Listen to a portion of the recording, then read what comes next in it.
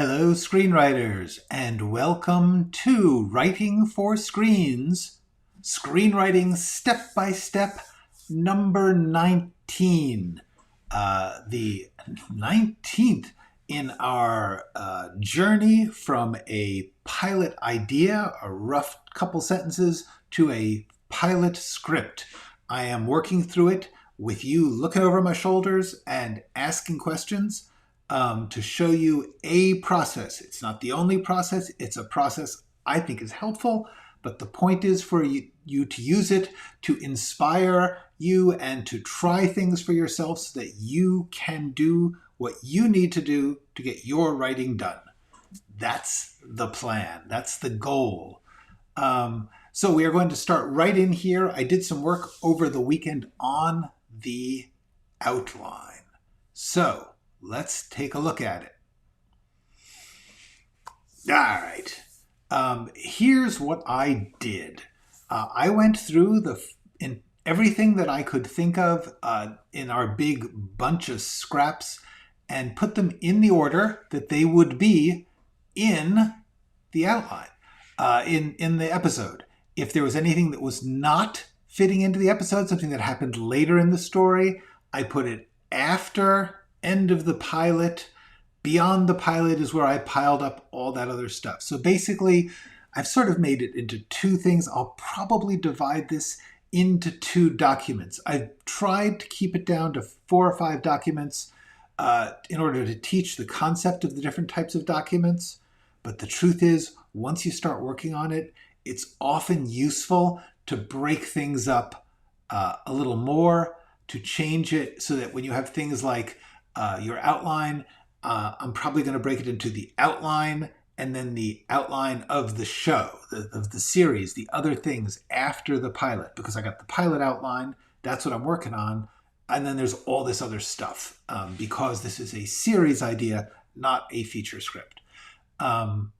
Then also sometimes when you're working in detail on the overview, sometimes you break out characters into a separate document or something like that. It sort of depends on how much your brain can handle in terms of finding everything in one document, which can be useful, but also a little overwhelming, or breaking it up into lots of little pieces where you can look at your folder and say, there it is.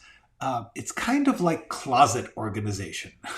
And everybody's closet is different, and everybody's needs are different. Some people need their shoes down on the floor, and some people need them hanging in a hanging box. I'm going to just say to you, these are all possible. The point is to make things easy for you to see, get, and keep neat and organized, because that is really what it's about. So, having done the outline, just got it a little more organized so I could start to picture it in my head. What's the story of the episode? I made it into a scene list, and I have talked about this before. What I basically did was I copied the episode outline, which was, it's about 10 pages or so, especially at this ridiculous 20-point type that I'm using so that you guys can see what I'm doing. And then I copied it into the scene list, and I took out everything except the headlines. So now I've got just the beats, the beat sheet, the index card version, the simplest version, so that I could start to see it in scenes, which comes to the super, super important thing. Think in scenes. Remember that everything you do has to be broken down into scenes. It has to happen in a scene. And so, for instance, there's a lot going on in the first scene. In the first scene, I'm going to have, we're going to meet George. We're going to meet the serial killer case. We're going to meet the podcasting world. So that's a lot to get in there. I believe it's doable. But the point is, for the purposes of thinking of it as a scene, it's a lot going on, but it's happening in one scene. The scene in which George announces news in his podcast. That's the action of the scene, is that he promises a new clue. that if you have to look at each scene and name one thing that more than anything else it's about, that's what this scene list, these headlines are for. What is it? What is happening in the scene? George dies poisoned. Then we meet Madeline with the police at the crime scene. Now, there's going to be a lot that happens there because we're going to be getting a little bit of background on Madeline. We're going to be meeting the policeman, who's going to be an important character because the policeman or woman, the police person is going to be the one who's the voice of the police. One of the things you need to do when you're working on a story is, if you want to say, what are the police doing? You need somebody to actually say it. You need a mouth for it to come out of, a person for it to engage with. And so we're going to make up a police person, and that's going to be the voice of the cops.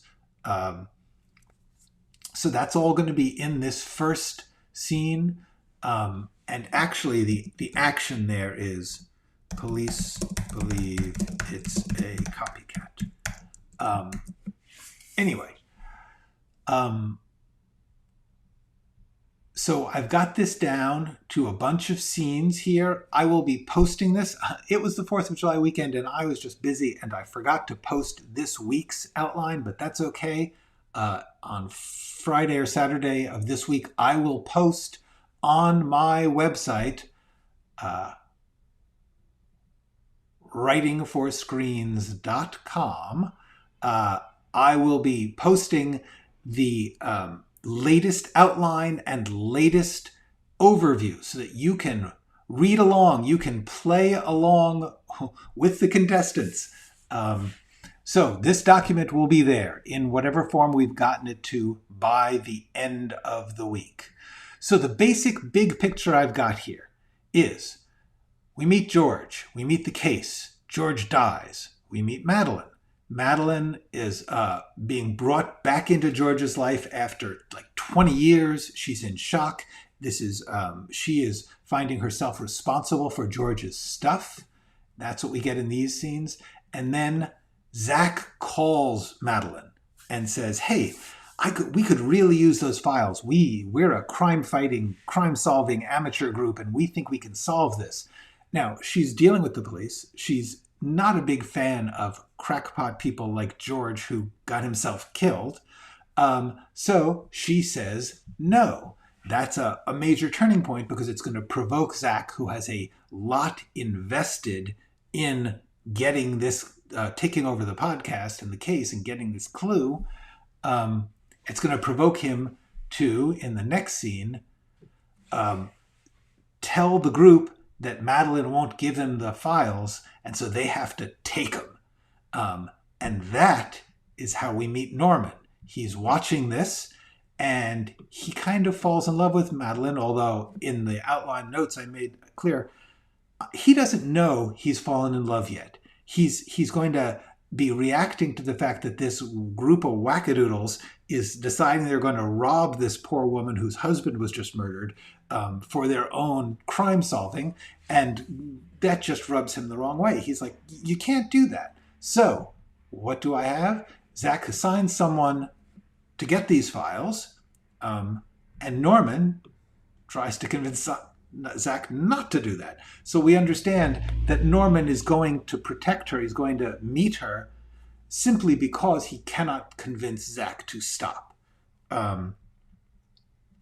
That leads us to Norman and Madeline meeting. So, in the sense of acts, pilots don't necessarily have strict acts. If they do, they can have 3, they can have 5, whatever floats your boat, whatever is the format of the company that is broadcasting it. Since there's no company involved, I'm making it up as I go along. My feeling is, in this case, this was an act. I don't know how many we're going to have, but that this is sort of an act that up until the point that Norman goes out to find her, to help her. Act 2. We're going to make that an act. The point is we're sort of setting up in this first segment, this first section, this first act, if you care to call it that. We're setting up the forces that are opposed. We have Zach wanting these files. We have Madeline dealing with George's death. We have Norman recognizing that Madeline is vulnerable. And they all come together when somebody tries to rob Madeline and Norman shows up to protect. That should be a fun moment. Don't know exactly what the comedy will be yet, but that's going to be fun. Then we see Zach and people reacting to it. Meanwhile, Norman is spending the night with Madeline because she is impaired. In her grief, in her shock, she has gotten drunk or stoned, and that was the other element that happens on this fateful night when they all meet. So then we have a section where Act 3. So this whole night is kind of, as far as I can tell, this whole night is an act, a sequence, a segment. After that, Madeline and Norman actually get to know each other, because the truth is they've spent the night together, they've had adventures, they've made love, and they do not even know each other at all. So then there's the getting to know you section. And then,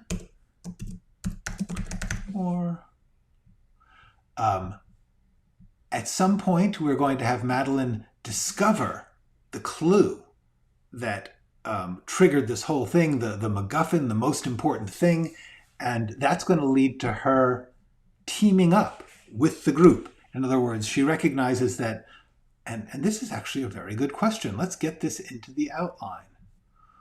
When Madeline discovers the clue, why doesn't she go to the police with it? That's a real big one. We're going to have to figure out a reason.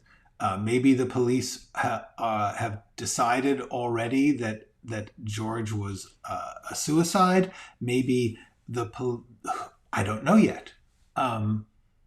This is a big question. Haven't figured this out. But what happens at the end of the act is the killer contacts them and says, you have to stop what you're doing. You have to stop saying that I did this because I didn't kill George. Plus, you have to drop this whole clue that George had because that threatens to reveal my identity, and I will have to kill you to stop that. So that's the end of the pilot. So there we have it. That is the rough shape of the pilot, which I have taken by figuring out all the things I needed to get in order to have the audience understand the situation by the time the pilot ends. The whole point of a pilot is to set up the main characters, the main genre, the main plot dilemma. Whatever it is, in this case, it's the serial killer and the struggle for the podcast. So that was a lot that we got done. All right. So having done all that, I ran into a bunch of questions. Speaking of questions, by the way, if any of you have any questions, please feel free. I see that there are some people here live watching. You got a question? Please ask. If you don't, I've got some stored up that I will be getting to at the end of this episode. All right, so having gotten all this material here into, it's only about 6 pages for this initial pilot outline. I found myself with a lot of big questions like, who is the cop? We need a real cop here. We need a character who's going to be a cop. And we need to identify more about the story of the serial killer. And then what I realized is I had talked earlier that Norman was going to be lurking in the room, in the group, because he's planning to write a book about them and he doesn't really like them. And what I realized is I later decided that the serial killer would have to be in the group as well, anonymously, in order to know what they knew about him. In other words, if I was a serial killer and I knew that there was a crime sleuthing amateur group that was trying to hunt me down, I would join that group to find out what they knew and what they didn't know and make sure that they don't get too close to me. So that's important and that's good. Norman lurking is just background. It's just how we get to know him. And we don't need that. So I didn't want both Norman and the killer to be lurkers. The thing that this brought about was to me to realize most of what I have been thinking about Norman is actually going to show up later. Most of it, in fact, will show up after the pilot. By the time when we meet Norman, he has to jump right into the action. We can't spend a lot of time setting up the situation with Norman hiding in the group and all that stuff. We just don't have time for it. It's too slow. It's background. The action begins when they move on Madeline. And that's the important thing to do to get the story going. Anything that you can explain or reveal after the story is going, it's better to do that than to spend time in setup before the story begins. So that means that I've decided that Norman will not be lurking. Intercut with the meeting. Norman is involved. In other words, he has to be involved in the group. He has to be able to talk to Zach. He's got a role to play in this group, which allows him to get active in this scene right away. We just don't have time to spend setting up characters in their separate lives before they clash. It would just take too long. So the other thing I don't have is what exactly makes Norman step up and interfere and break his undercover by coming into conflict with Zach for Madeline. What is it about her? He honestly has very little knowledge of her. And so there's going to have to be a specific trigger, a specific thing that we can see him react to. He doesn't know he's in love yet. We will recognize it as it goes along, but we need a very powerful, specific reason that he says, guys, you cannot rob this woman. Or possibly, actually, this is interesting. Maybe the trigger isn't Madeline, it's the robber. Here's the thing. Maybe it isn't so much that he may not know anything about Madeline yet. That might be an easier thing to do, is that all he knows is the guy who volunteers to go rob the place is just not safe. He is not stable. And so therefore, it could be that Norman only falls in love with her when he meets her. That's a little stronger because honestly, he just doesn't have enough to go on in this early sequence. All he knows is what Zach is telling them about how she won't help them. That's not a big love lure, I think. So let's see. I think we just made a decision. I think in explaining it, and this happens a lot. This is why I write things to myself. In the act of telling someone else or writing down the story or the scene or the problem, you see it with a new perspective. You find a way to get a hold of what you need. And so you just saw here, and you can play this back and see it happening in my brain. I realized this question arose for me a couple hours ago when I was preparing these notes. I said, what is the trigger? And I realized the trigger isn't going to be Madeline. It's got to be the character of the robber, because that's what we've got. which is a really useful other thing. Do I have a card for this? Use what you have? I don't think I do. I'm just going to say it. Use what you have. If you don't have a way that Madeline is going to get into Norman's heart, what you do have is that these crazy people are going to rob her. And that in itself is so objectionable that it brings Norman into proximity with her, and then he can fall in love. You have preconceptions when you write things. Oh, he's got to fall in love, and that's what makes him go to her. Not necessarily. What it can be is he goes to her, and then he falls in love. Just as good, even better. Cool, cool, cool.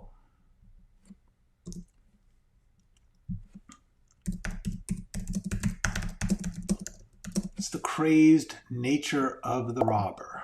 Okay, this is really cool because one of the things I realized is the reason that this robber person, volunteers simply based on the fact that, remember, these characters in this crime-solving club are all over the place. They are all over the world, certainly all over the USA. And so therefore, the one who is chosen to go rob her is simply the one nearest her. And that's the bad news, is the one nearest her is not a good person, or at least not a trustworthy person who could be counted on not to do something terrible while accomplishing this mission. Cool, cool, cool. We have accomplished something. And having accomplished something, I am getting questions, so I'm going to stop writing for a bit and answer questions. What do you think of that, folks? Okay, let's look at the questions. Pardon me a moment while I read. How can I show that my characters are falling in love? Look at that. I cannot let you read too. Spacious Nick says, how can I show that my characters will fall in love? I need to show it really fast, but I don't want to do a montage, nor to make it feel forced. Definitely don't do a montage. Make it forced, and still make it feel that a deep passion is growing between them. Do you have a suggestion? I have plenty of suggestions on this one. To reiterate, the question is, how do you show characters falling in love? And the answer is you get specific.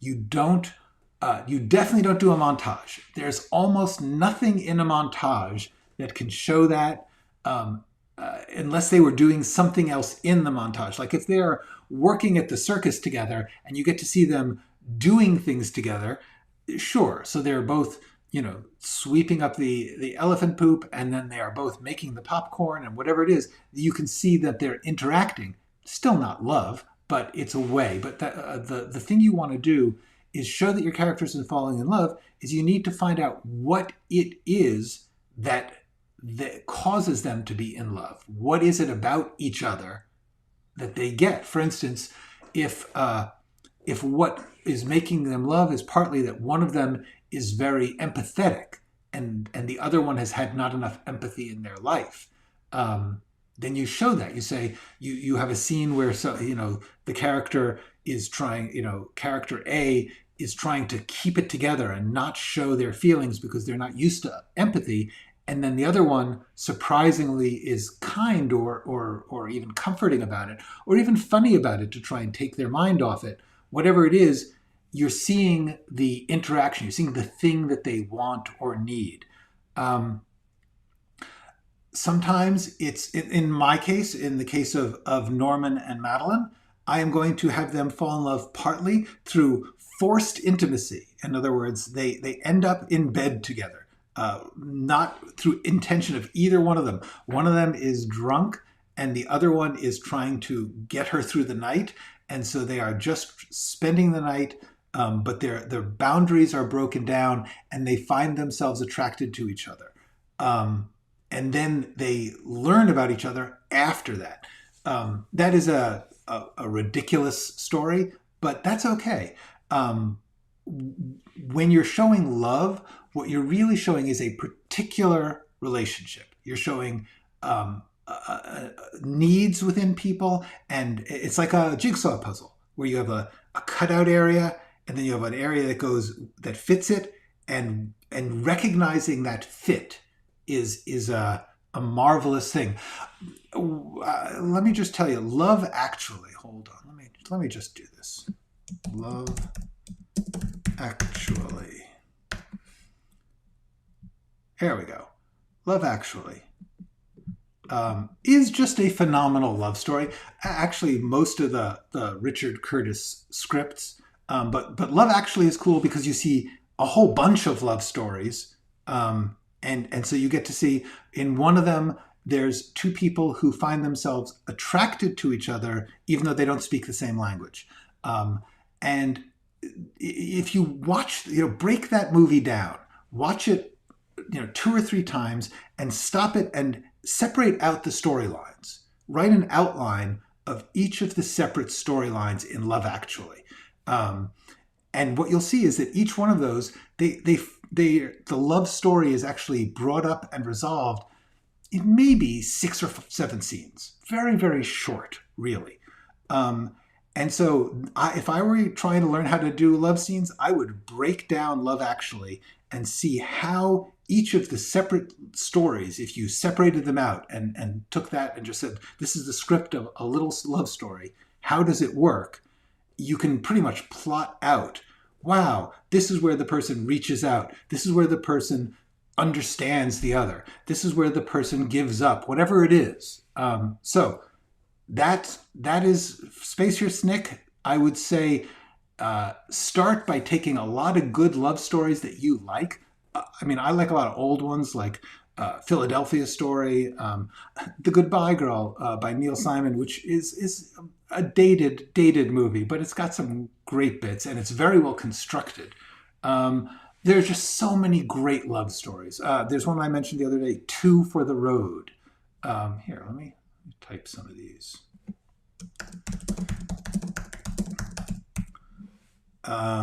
Two for the Road is a really cool movie about love. That you see love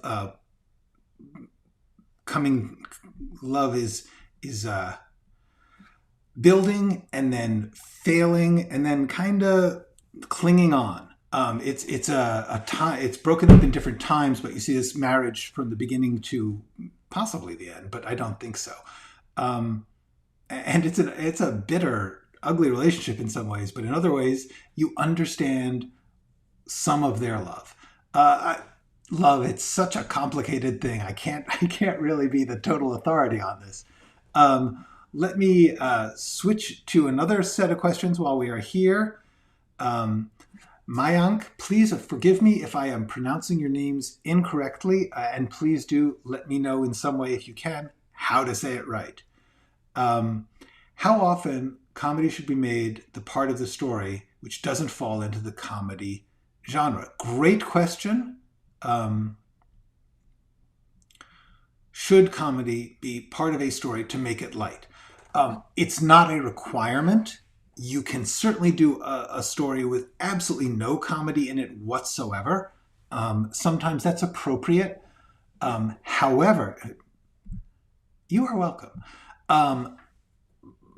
For me, it's very difficult not to find a little something funny. Thank you. Hey guys, I got it right. It depends on the genre. Usually, especially action, suspense, thrillers, comedy can very often help. The good thing about comedy is it's a way for people to let things out, and honestly, partly it's a way that we gain affection for characters. We like people who are funny. We just do.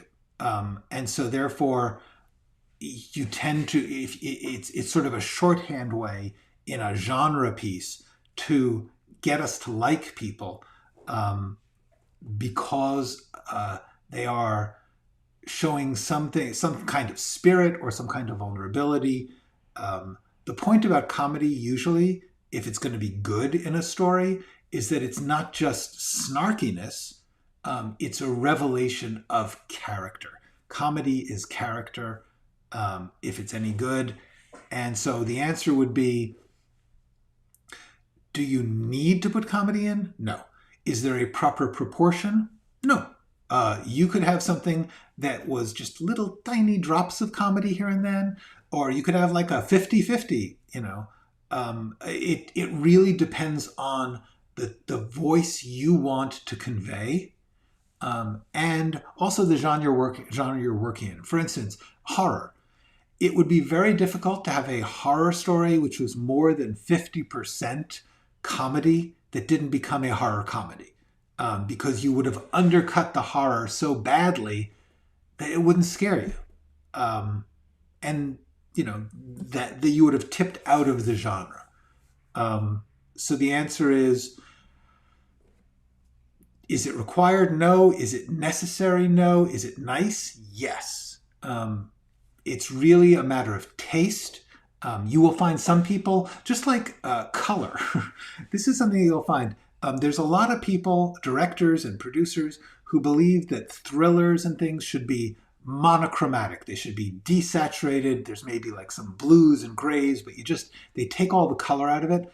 I personally don't get that. I don't understand why you would take away the range of feelings. But often companies and individuals are so nervous about accomplishing the goal of being thrilling or being scary that they strip out everything else. Usually that doesn't work. Usually that makes the most forgettable possible story. But I'm not going to say that you're not going to run into a case where you're working with a producer who's like, you can't do that. So I think I've over-answered this one. The answer was short, was, you know, put in as much comedy as you feel it can carry. And yeah, that's kind of it. I think on that ridiculous waste of time, having answered the same question like 9 different ways, I'm going to say so long for today. Oh, hold on. Got a follow-up. Should we think in terms of scenes, or what if we think in terms of good news, bad news, especially when writing a thriller? Those are not mutually exclusive. You're never going to hear me don't say think in scenes. I will show you how much I think it's important. I wrote it down. Think in scenes. Always think in scenes. The good news, bad news happens in scenes. Everything happens in scenes. You have to think in scenes. If you're thinking this next, you know, the last scene was a good news scene, so the next scene is a bad news scene, you can try that. Watch out. If you get too predictable in your checkerboard of good news, bad news, the audience will get bored. That's why I say think in scenes. Every scene should have a dramatic action. Every scene should be about the characters trying to get something. I made a whole video about this called Dramatic Action. And you should watch it because it explains this concept that scenes are what make the story happen. So always think in terms of scenes. Good news, bad news, a little bit goes a long way, honestly. You don't want to over-program it. You want to think in terms of how does this feel for the character and for the audience. You want to get yourself into their head of it starts with them involving themselves in a person, a character. Let's just not forget this one. Who is it about? It always begins by identifying characters with whom we are going to track through the story, and then we find out what they want, and then we find out why that's not working, and then we see what they do about it. And that's really what scenes are about. That's what the story is about. And that's how you track, is that you start with them wanting something. You start them with they have a problem and they want to get out of it, or they have something that they want and they want to reach for it. And then there's trouble, there's obstacles, there's problems, there's things in the way of that. And that's where the suspense comes in a thriller. Can they overcome these things? And what happens to you, the way to think then is less good news, bad news, because that's very passive. That's very judgmental. I tend to think of it as they make an act, they take a step, and it makes things worse. Or they run into a deeper problem or something like that. That's how you build suspense. So, answered. Okay, guys, this has been delightful. I am going to say so long. I will see you tomorrow.